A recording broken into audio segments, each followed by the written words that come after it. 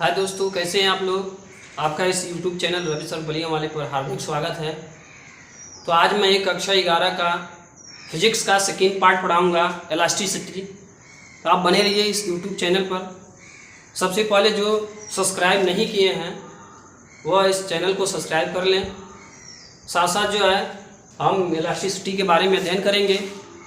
तो चलिए आज हम इलास्टिसिटी पढ़ेंगे, फिजिक्स का सेकेंड पार्ट, क्लास 11 का। क्या पढ़ेंगे? इलास्टिसिटी। इलास्टिसिटी का मतलब होता है प्रत्यास्थता। प्रत्यास्थता इसके बारे में पढ़ेंगे। तो सबसे पहले प्रत्यास्थता को पढ़ने से पहले हम कुछ विशेष कारकों के बारे में पढ़ लेते हैं। जैसे डिफॉर्मिंग फोर्स है।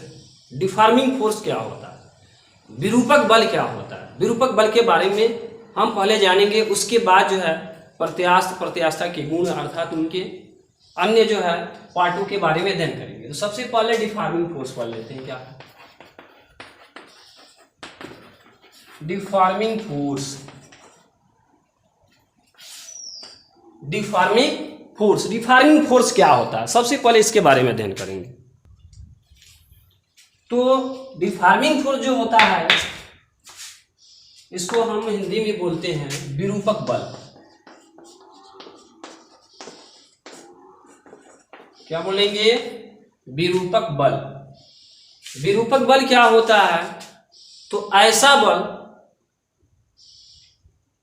जो किसी वस्तु पर आरोपित हो, उस वस्तु का आकार और आकृति परिवर्तन करे। तो इस प्रकार के बल को डिफॉर्मिंग फोर्स अर्थात विरूपक बल कहते हैं। अर्थात विरूपक बल वह बल होता है जो वस्तु के आकार आकृति में परिवर्तन कर देता है, उस बल को विरूपक बल कहते हैं। तो ये विरूपक बल है। कोई वस्तु है, सपोर्टेड मान लेते हैं, ये जो है एक वस्तु है जिसका लंबाई जो है L है, और इस पर यदि हम विरूपक बल लगाते हैं, इस पर यदि विरूपक बल लगे तो इसके आकृति में हम परिवर्तन कर दिए। कितना परिवर्तन हुआ? तो डेल्टा L तक परिवर्तन हो गया। इस पर जब फोर्स लगा है, विरूपक बल लगा है, सपोर्टेड मान लीजिए, इस पर विरूपक बल लग गया। विरूपक बल लगने के कारण इसकी आकृति में परिवर्तन हो गया, आकार में, लंबाई में परिवर्तन हो गया है। इस वस्तु के लंबाई में डेल्टा L परिवर्तन हुआ है। तो इस प्रकार परिवर्तन जो है जिस बल से होता है उसी बल को विरूपक बल कहते हैं। अर्थात किसी वस्तु के लंबाई में या उसके आकार में या उसकी आकृति में जिस बल के कारण परिवर्तन होता है उसी बल को विरूपक बल कहते हैं। अब विरूपक बल के बाद हम पढ़ेंगे कि ठोस वस्तुएं क्या होती है, क्योंकि हमको पढ़ना है क्या? इलास्टिसिटी, प्रत्यास्थता पढ़ना है। तो हम ठोस के बारे में पढ़ेंगे कि ठोस क्या होता है।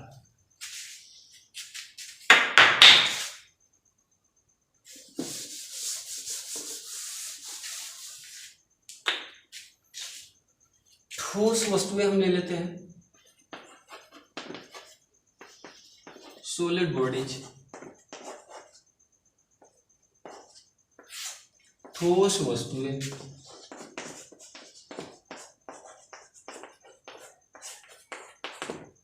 ठोस वस्तुएं क्या होते हैं? ठोस वस्तुओं को तीन भागों में हम बांट सकते हैं, तीन पार्ट में।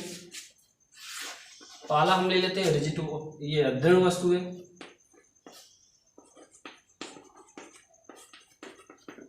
इसको बोलते हैं हम क्या? Rigid bodies.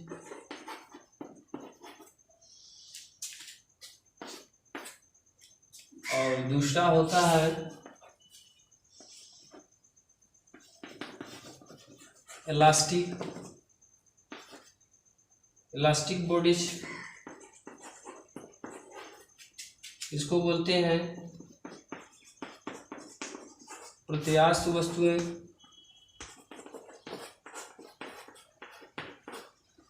उसके बाद होता है प्लास्टिक बॉडीज।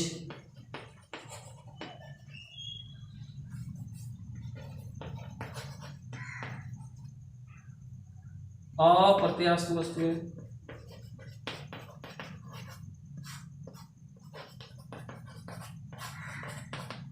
अप्रत्यास्थ वस्तुएं। तो प्रत्यास्थ, अप्रत्यास्थ, इसमें हम जो है इसके बारे में जिक्र पूर्ण रूप से जो है मुख्यतः जो है प्रत्यास्थ वस्तुओं के बारे में इस लेसन में हम अध्ययन करेंगे। तो सबसे पहले हम दृढ़ वस्तुएं, जो ठोस वस्तुएं होती हैं, इनको लगभग 3 भागों में बांट दिया गया है, मुख्यतः 3 पार्ट में डिवाइड कर दिया गया है, एक रिजिड बॉडीज में और एक इलास्टिक बॉडीज, एक प्लास्टिक बॉडीज। तो रिजिड बॉडीज का मतलब होता है दृढ़ वस्तुएं वे वस्तुएं होती हैं जिन पर विरूपक बल लगाने पर उनके आकार में कोई परिवर्तन नहीं होता। जैसे हम क्या ले लेते हैं, जैसे ईंट ले लेते हैं एग्जाम्पल के तौर पर, हम इसमें क्या ले लेते हैं, ईंट ले लेते हैं, हीरा ले लेते हैं, दीवार है, बोर्ड है, इन पर जब हम बल लगाएंगे, फोर्स लगाते हैं, तो इनके आकार में और आकृति में, लंबाई में कोई परिवर्तन नहीं होता। तो ऐसे वस्तुएं जो होती है दृढ़ वस्तुएं कहलाती है, अर्थात रिजिड बॉडी कहलाती है। प्रत्यास्थ वस्तुएं, प्रत्यास्थ वस्तुएं क्या होती हैं, तो वे वस्तुएं जिन पर विरूपक बल आरोपित करने पर, अर्थात वे वस्तुएं जिन पर विरूपक बल जो है आरोपित किया जाता है, तो उन वस्तुओं के आकार आकृति में परिवर्तन हो जाता है। और जब विरूपक बल हटा लिया जाता है तो वह वस्तु अपनी पूर्ववर्ती अवस्था में आ जाती है। अर्थात कोई वस्तु हो गई, सपोर्टेड मान लेते हैं, स्प्रिंग ले लेते हैं, इसमें एग्जांपल में हम स्प्रिंग ले लेते हैं। स्प्रिंग क्या है, स्प्रिंग जो है इलास्टिक वस्तु है। कैनवास का जो गेंद है, कैनवास का बॉल इलास्टिक वस्तुएं हैं। और क्या है, रबर है, रबर इलास्टिक वस्तुएं हैं। रबर को जैसे सपोर्टेड मान लेते हैं, एक ये रबर हो गया, इसको हम क्या करते हैं, विरूपक बल लगाते हैं, विरूपक बल लगाकर खींचते हैं, इधर से भी और इधर से भी विरूपक बल लगाकर खींचते हैं, तो इस वस्तु के लंबाई में परिवर्तन हो जाता है। ये थोड़ा सा इधर बढ़ जाता है, डेल्टा एल, ये तो पूरा इसका जो है लंबाई एल है, इधर डेल्टा एल हो जाता है, इधर भी क्या हो जाता है, हम डेल्टा एल 2 मान लेते हैं, इसको डेल्टा एल 1 मान लेते हैं। यदि ये विरूपक बल लगाकर यदि हम खींचते हैं, अर्थात विरूपक बल लगाते हैं, तो इस वस्तु की लंबाई में परिवर्तन हो जाता है। एक सिरे पर डेल्टा L1 और एक सिरे पर डेल्टा L2। यदि इस वस्तु पर हम ये विरूपक बल हटा देते तो यह वस्तु अपनी पूर्ववर्ती अवस्था में आ जाता है, अर्थात उसकी लंबाई L हो जाती है। जो डेल्टा L में चेंजिंग हुआ है, इधर डेल्टा L2 में जो चेंजिंग हुआ है, यह चेंजिंग समाप्त हो जाती है, ये परिवर्तन खत्म हो जाता है, अर्थात वो अपनी पूर्ववर्ती अवस्था में आ जाती है। कब, जब इस पर से विरूपक बल हटाया जाता है तब। इधर से हम विरूपक बल हटा दें, ये वस्तु अपनी पूर्ववर्ती अवस्था में आ गई। तो ऐसी जो वस्तुएं होती है, उन वस्तुओं को हम प्रत्यास्थ वस्तु अर्थात इलास्टिक वस्तुएं कहते हैं। इलास्टिक वस्तुएं क्या होती हैं, तो वे वस्तुएं जिस पर विरूपक बल लगाने पर उसके आकार आकृति लंबाई में परिवर्तन हो जाता है, अतः उस पर विरूपक बल हटाते हैं, उस वस्तु से विरूपक बल हटाते हैं तो उसकी लंबाई या आकार में या जो भी परिवर्तन हुआ होता है वह पुनः अपनी पूर्ववर्ती अवस्था में आ जाता है, अर्थात उसके अंदर होने वाला परिवर्तन समाप्त हो जाता है। तो ऐसी वस्तुएं जैसे स्प्रिंग है, स्प्रिंग को हम खींचते हैं, पहले स्प्रिंग हम 4 मीटर का लेते हैं और जैसे बल लगा विरूपक बल लगाकर खींचते हैं तो उसकी आकृति में परिवर्तन अर्थात उसके लंबाई में परिवर्तन 6 मीटर का हो गया। पहले 4 मीटर का लिए थे, वो 6 मीटर का हो गया। और जैसे ही विरूपक बल हटा देते हैं, छोड़ देते हैं, पुनः अपनी पूर्ववर्ती अवस्था में आ जाता है।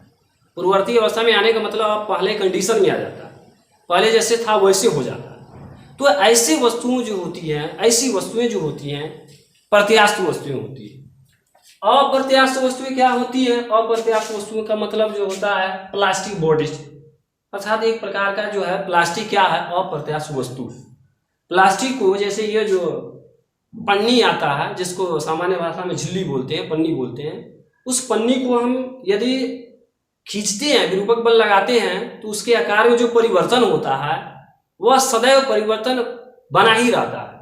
अर्थात उसको जैसे ही हम विरूपक बल उस वस्तु से हटाएंगे तो विरूपक बल हटने के कारण, हटने के दौरान भी वह वैसे ही परिवर्तन रहता है, अर्थात वो अपनी पूर्ववर्ती अवस्था में नहीं आ पाता। तो वैसी वस्तुओं को अप्रत्यास्थ वस्तुएं कहते हैं। एक बार और समझिए, अप्रत्यास्थ वस्तुएं क्या होती है? अप्रत्यास्थ वस्तुएं वे वस्तुएं होती हैं जिन पर विरूपक बल लगाने पर उसमें जो परिवर्तन होता है वो सदैव के लिए हो जाता है, हमेशा के लिए परिवर्तन हो जाता है, वह पुनः अपनी पूर्ववर्ती अवस्था में नहीं आ पाती है। तो ऐसी वस्तुएं अप्रत्यास्थ वस्तुएं कहलाती है, प्लास्टिक बॉडीज कहलाती है। अर्थात सभी प्लास्टिक बॉडीज जो होती हैं अप्रत्यास्थ होती हैं, अर्थात जितने भी प्लास्टिक होते हैं वो अप्रत्यास्थ वस्तुएं होती हैं। तो इसमें क्या ले लेते हैं अप्रत्यास्थ में? जैसे अभी एग्जांपल में जो प्लास्टिक का जो थैला होता है,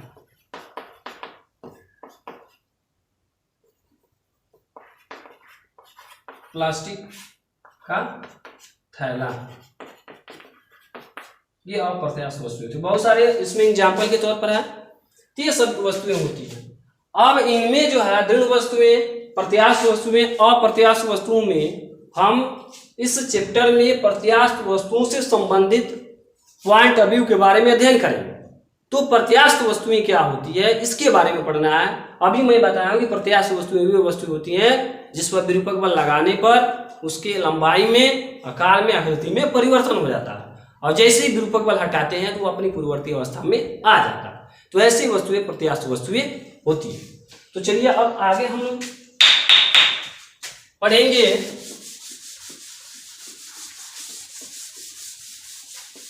प्रत्यास्थ की सीमा। क्या पढ़ेंगे? प्रत्यास्थ की सीमा। क्योंकि प्रत्यास्थ जो होता है ना, एक लिमिट में होता है, एक दायरे में होता है।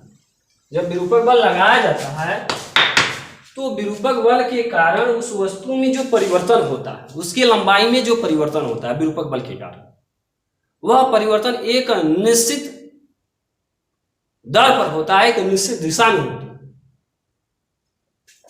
तो इसकी लिमिट ऑफ इलास्टिसिटी, इसको बोलेंगे प्रत्यास्थता की सीमा।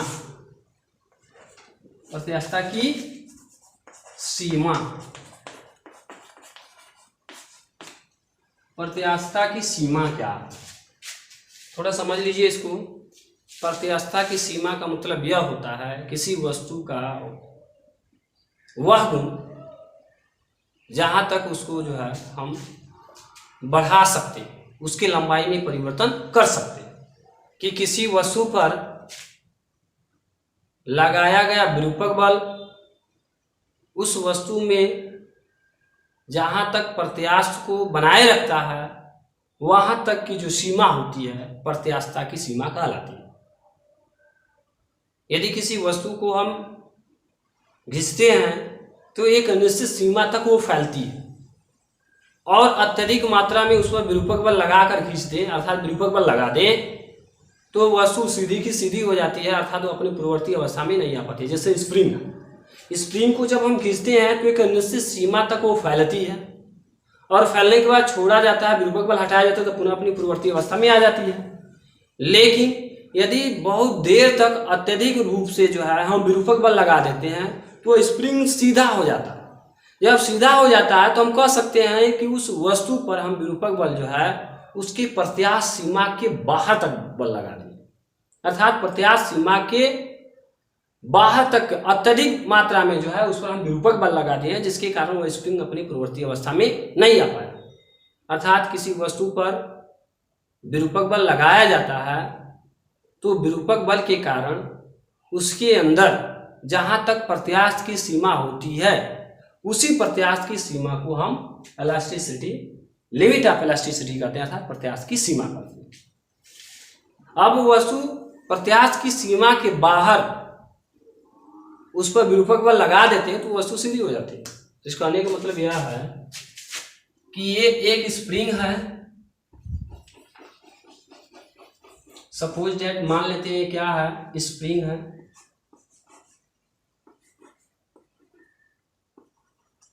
और इस पर यदि हम अपने हाथों से इसको हम क्या करते हैं, खींचते हैं,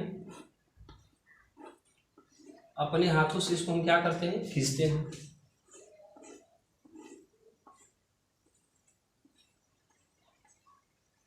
जब इसको दोनों तरह से खींचा जाता है तो यह स्प्रिंग थोड़ा सा जो है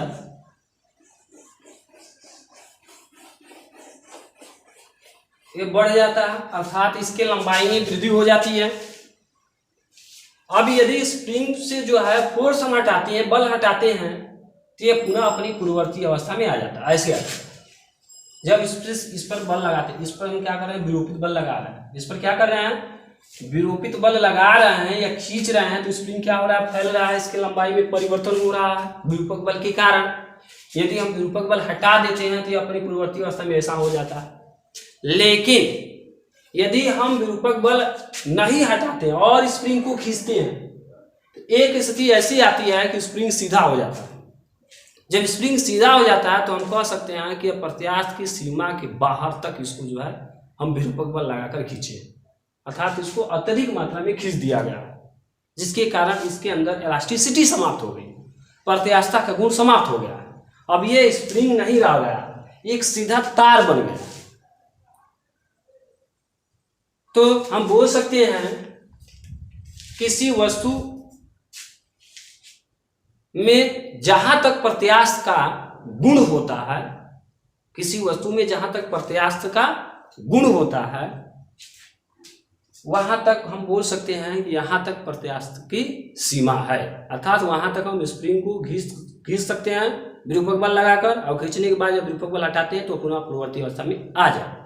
लेकिन जब प्रत्यास्थ सीमा के बाहर तक खींच देते हैं और सोचेंगे कि इसको विरूपक बल हटाकर सीधा पुनः जो है स्प्रिंग की तरह कर दे, तो ऐसा संभव नहीं।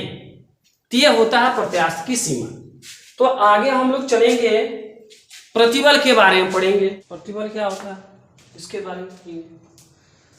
तो प्रतिबल जो होता है, जैसे कोई वस्तु है, सपोज डेट मान लेते हैं वह वस्तु हो गई, इस पर जब विरूपक बल लगाया जाता है, जैसे यहाँ पर कोई वस्तु जो है इस पर हम बल लगा रहे हैं, mg बल लग रहा है, तो इसके अनुप्रस्थ काट में, जैसे ये अनुप्रस्थ काट हो गया, सबसे पहले तो हम इसको देख लेते हैं, सॉलिड है, ये क्या है, सॉलिड है।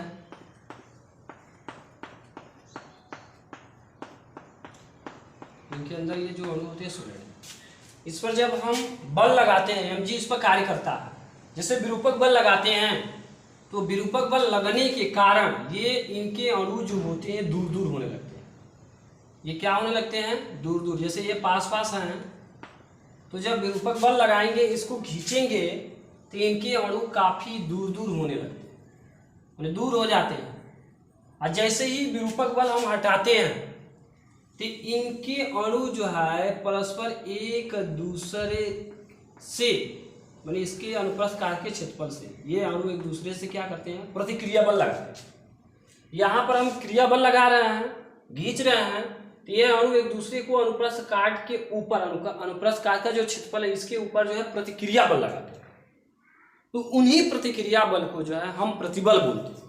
अर्थात कहने का मतलब यह है कि प्रतिबल बराबर, थोड़ा समझ लीजिए, प्रतिबल एक वस्तु होता है विरूपक बल बटे क्षेत्रफल। ये जो क्षेत्रफल है इसका, ये है, क्या हो जाएगा, क्षेत्रफल। ये क्या था, तो यफ था, ये जो था यफ था, बल, क्षेत्रफल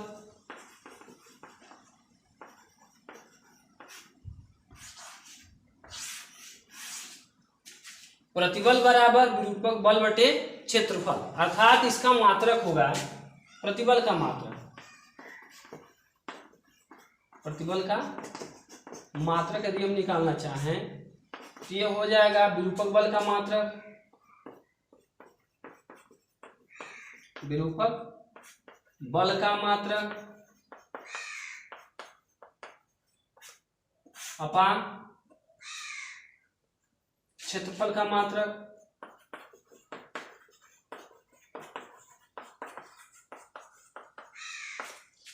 इसका क्या हो जाएगा, बल का मात्रक न्यूटन हो जाएगा और क्षेत्रफल का मात्रक मीटर स्क्वायर।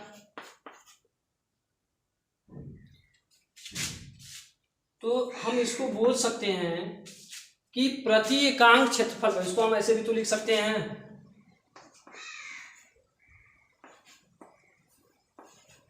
न्यूटन प्रति मीटर स्क्वायर। न्यूटन प्रति मीटर स्क्वायर भी तो लिख सकते हैं इसको। तो प्रति मीटर स्क्वायर क्षेत्रफल पर, प्रति मीटर स्क्वायर अनुप्रस्थ काट के क्षेत्रफल पर जितना बल आरोपित होता है, जितना विरूपक बल आरोपित होता है, उसी को हम क्या कहते हैं, तो प्रतिबल कहते हैं। क्या बोलेंगे, अनुप्रस्थ काट के क्षेत्रफल पर, प्रति एकांक क्षेत्रफल पर, अर्थात विरूपक बल यह होता है कि किसी, जैसे ये अनुप्रस्थ काट हो गया, ये वस्तु हो गई, सॉलिड वस्तु है, इसको हम बल लगाकर खींच रहे हैं, तो इनके अणुओं में क्या हो रहा है, फैलाव हो रहा है, दूरी आ रही है।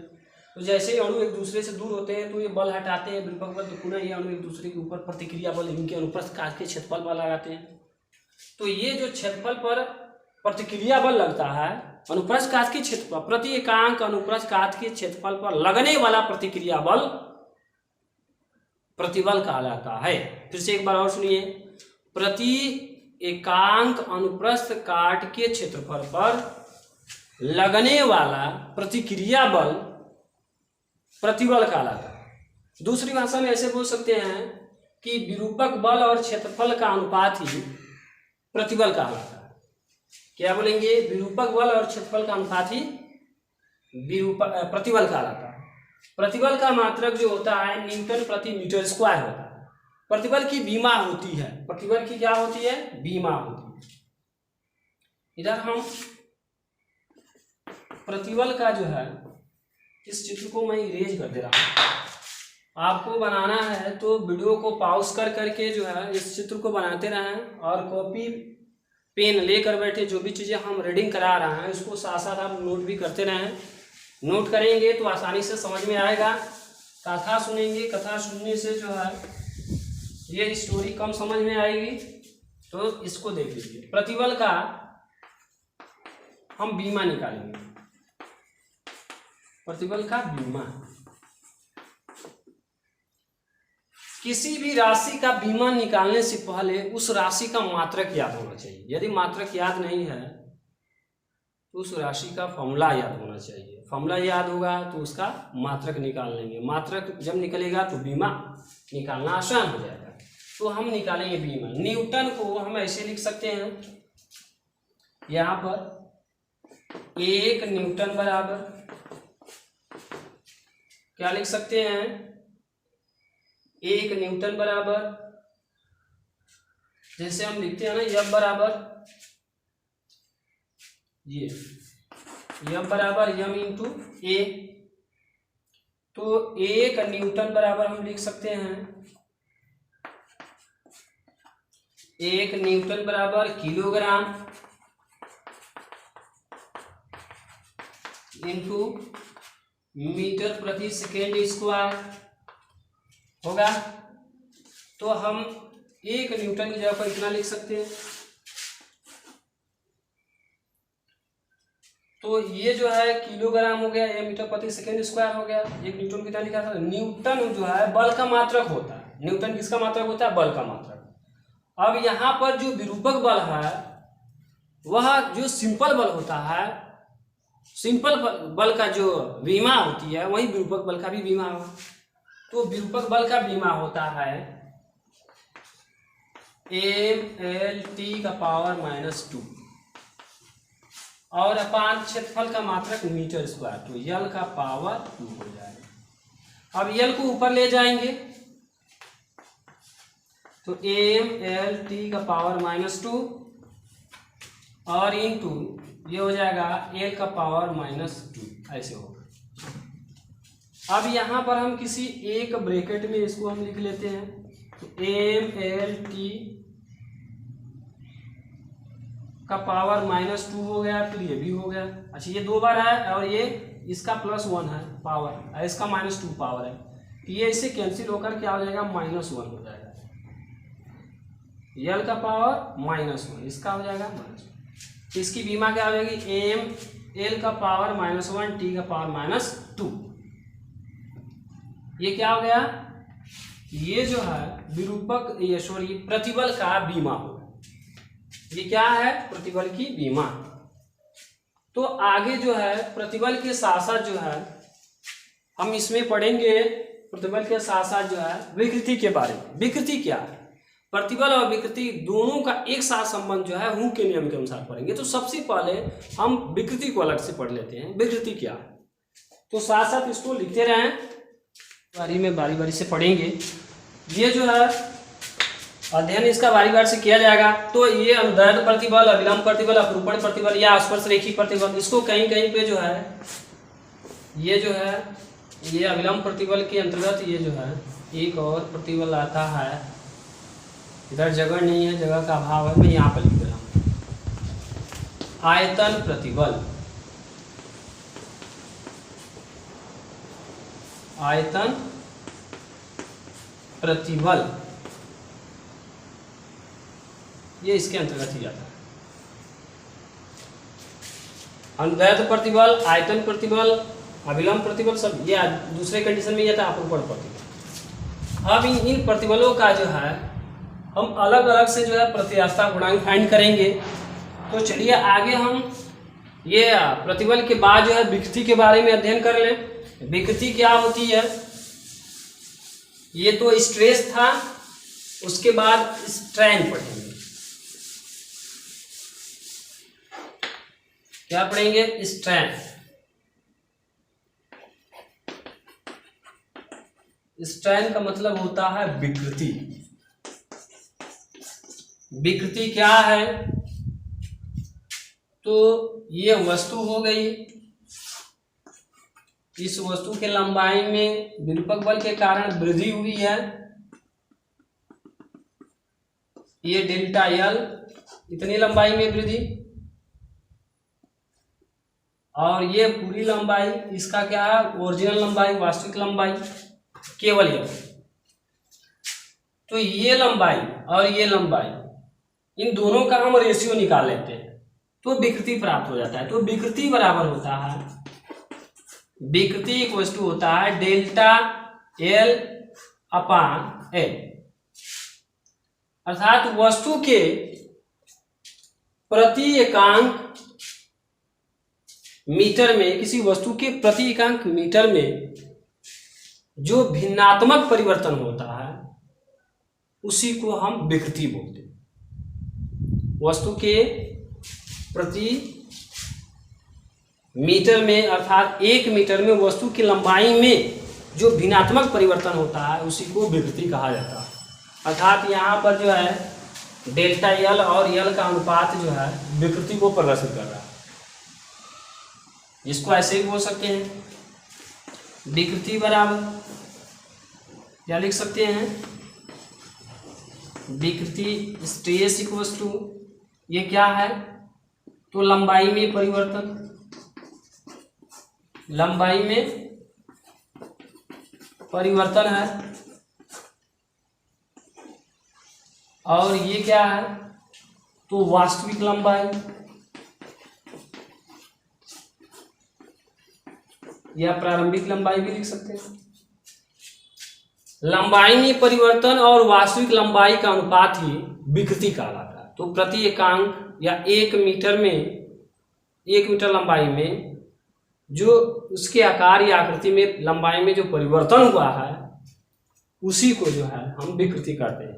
अर्थात लंबाई में परिवर्तन और वास्तविक लंबाई का अनुपात ही विकृति कहता है। विकृति का कोई बीमा नहीं होती, अर्थात इसका मात्रक नहीं होने के कारण इसकी कोई बीमा नहीं होती। हम यहाँ पर देख लेते हैं क्यों नहीं होता। यहाँ पर जो है विकृति का मात्रक निकालें, विकृति का मात्रक, तो लंबाई का मात्रक मीटर, ये भी लंबाई का परिवर्तन है तो इसका मात्रक मीटर हुआ, ये भी लंबाई है, इसका भी मात्रक क्या हो जाएगा, मीटर हो जाएगा। तो ये मीटर से मीटर कट गया, कुछ नहीं बचा, एक बचा। कोई मात्रक इसका जो है निश्चित नहीं किया गया, अर्थात ये बीमाहीन राशियां होती है। इसका बीमा भी नहीं होता, जब मात्रक नहीं हुआ तो बीमा नहीं होगा, इसलिए विकृति बीमाहीन राशियां होती है। ये भी जो है प्रतिबल के अनुसार जो है जो क्लासिफिकेशन किया गया था प्रतिबल को, उसी प्रकार इसका भी क्लासिफिकेशन किया जा सकता है। जैसे क्लासिफिकेशन उसका हुआ था, उसका क्लासिफिकेशन सेम इसी तरह है। तो हम देख लेते हैं।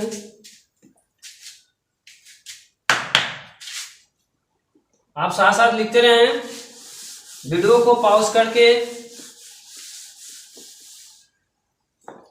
विकृति के प्रकार।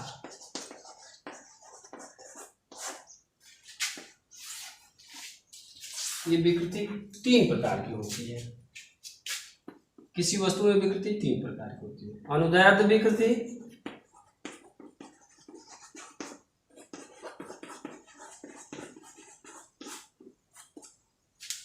अनुदैर्ध्य विकृति,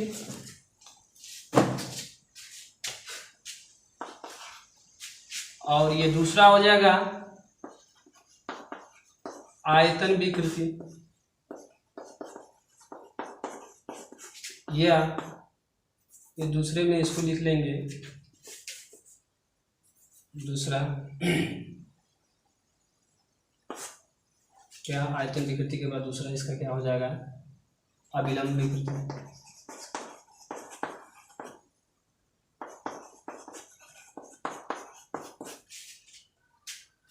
अब ये जो है अपरूपण, तीसरा क्या आता है, अपरूपण,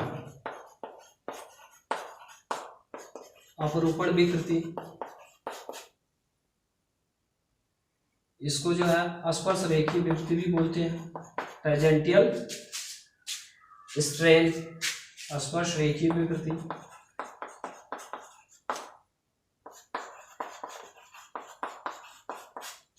ये इनके प्रकार होते हैं।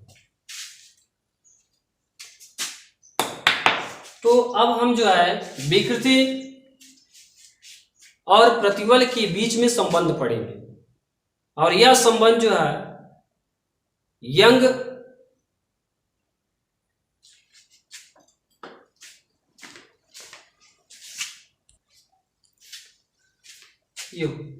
अब हम प्रतिबल और विकृति के संबंध में अध्ययन करेंगे रॉबर्ट हुक के जो है नियमानुसार, उनके सैद्धांतिक विधि द्वारा, कि प्रतिबल और विकृति में क्या संबंध होता है। तो चलिए आगे चलते हैं।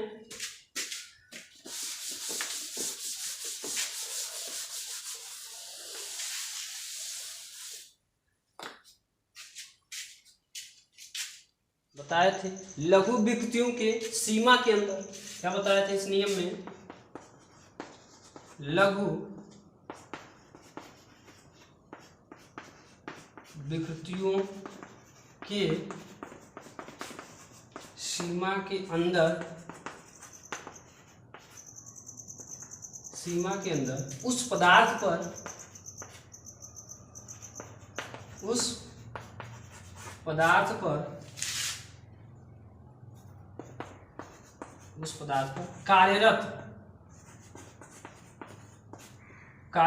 प्रतिबल, कार्यरत प्रतिबल उसमें उत्पन्न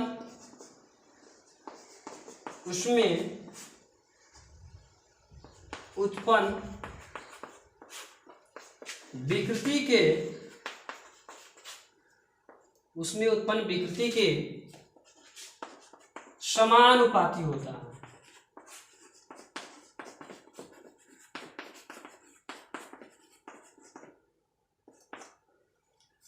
क्या बताए थे कि लघु विकृतियों की सीमा के अंदर, यानी लघु विकृतियों की सीमा के भीतर, जो जिस वस्तु के अंदर विकृति कम, उसके अंतर्गत उस पदार्थ पर जो प्रतिबल कार्य करता है, उस प्रतिबल के द्वारा जो विकृति उत्पन्न होती है, वह विकृति उस प्रतिबल के अनुक्रमानुपाती या डायरेक्टली प्रोपोर्शनल या समानुपाती होता है।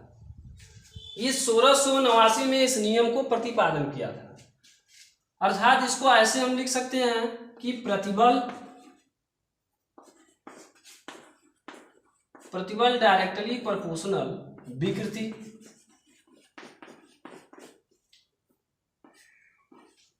प्रतिबल डायरेक्टली प्रोपोर्शनल विकृति। किसी वस्तु के अंदर जितना ही प्रतिबल अधिक होगा उसकी विकृति भी उतना ही अधिक होगी।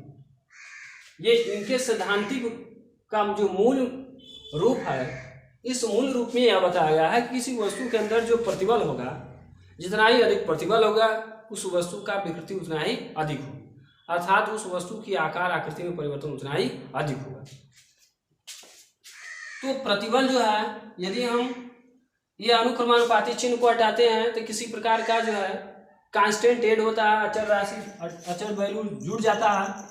तो प्रतिबल हम इसको सॉल्यूशन कर लेते हैं। प्रतिबल बराबर हो जाएगा E इक्वल्स टू विकृति, E इंटू विकृति। E क्या है, मैं यहां पर लिख दे रहा हूं, जहां पर E जो है प्रत्यास्थता जो है गुणांक, प्रत्यास्थता गुणांक। ये क्या है, प्रत्यास्थता गुणांक है।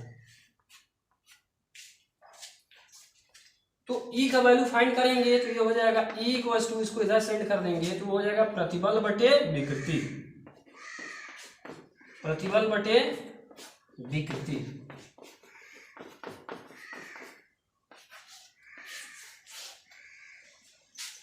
ई प्रत्यास्था गुणांक।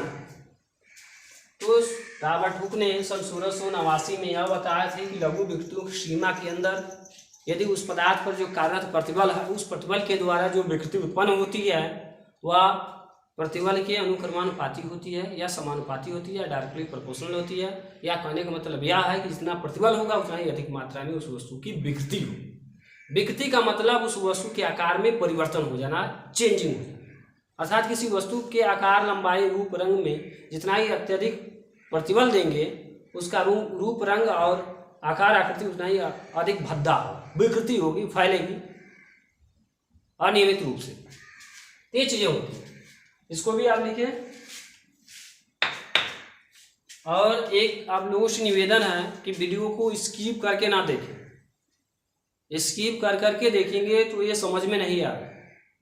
तो वीडियो को जो है इत्मीनान से, शांति से, ठंडे दिमाग से देखें, सब समझ में आएगा। मेरा साथ देंगे तो मैं पूरा का पूरा जो है फिजिक्स का एक एक जो है पॉइंट ऑफ व्यू को टच करते हुए आप लोग को जो है रीडिंग कराएंगे। चलिए इसको मैं इरेज करता हूँ, लिख दीजिए इसको।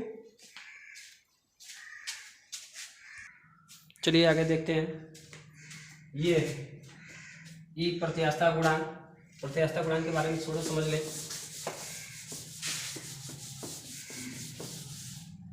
प्रत्यास्था गुणांक क्या है? यदि प्रत्यास्था के बारे में जानना चाहेंगे हम लोग तो सबसे पहले कुछ चीजें जान लेते हैं।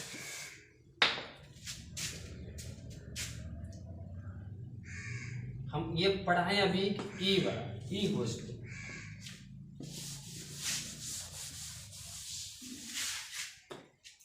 ई वस्तु हम पढ़ाए हैं। ई क्या है? प्रत्यास्था गुणांक है। अभी मैं बताया ये क्या है, प्रत्यास्थता गुणांक है। ई क्या है? प्रत्यास्था गुणांक। तो ई प्रत्यास्था गुणांक का मान जो है प्रतिबल और विकृति के ऊपर निर्भर करता है। प्रत्यास्था गुणांक का मान जो है प्रतिबल और विकृति के ऊपर निर्भर करता है। क्यों? इसलिए इसको जो है हम ई जो है ई को लिखते हैं प्रतिबल बटे विकृति।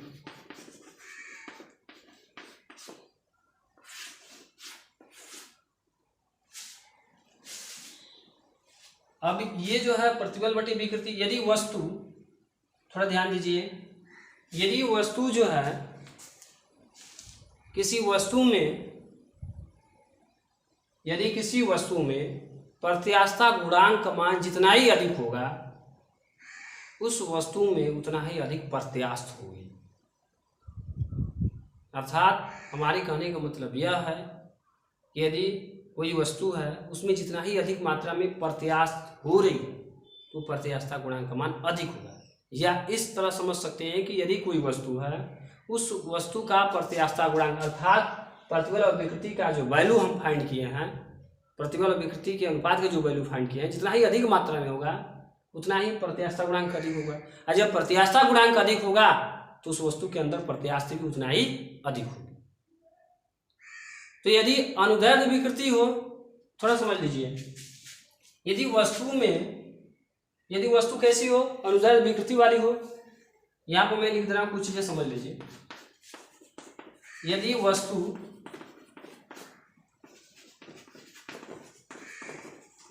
अनुदैर्ध्य विकृति वाली हो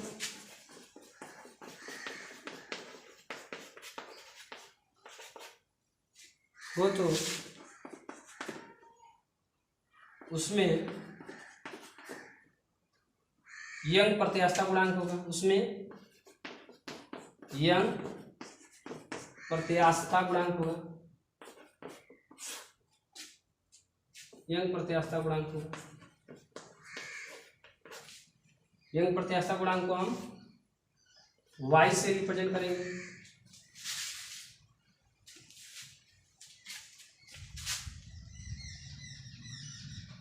होगा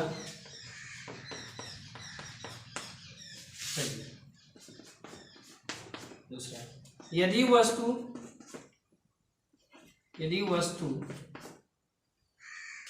आयतन विकृति की हो, आयतन विकृति की हो, यदि वस्तु आयतन विकृति वाली हो तो उसमें क्या हो जाएगा, तो उसमें आयतनात्मक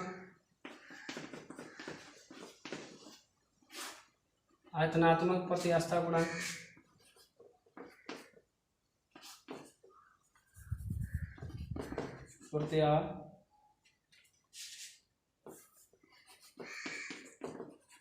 प्रत्यास्थता गुणांक होगा। अच्छा, इसको आयतनात्मक प्रत्यास्थता गुणांक को किससे प्रदर्शित करेंगे, बीटा से होगा।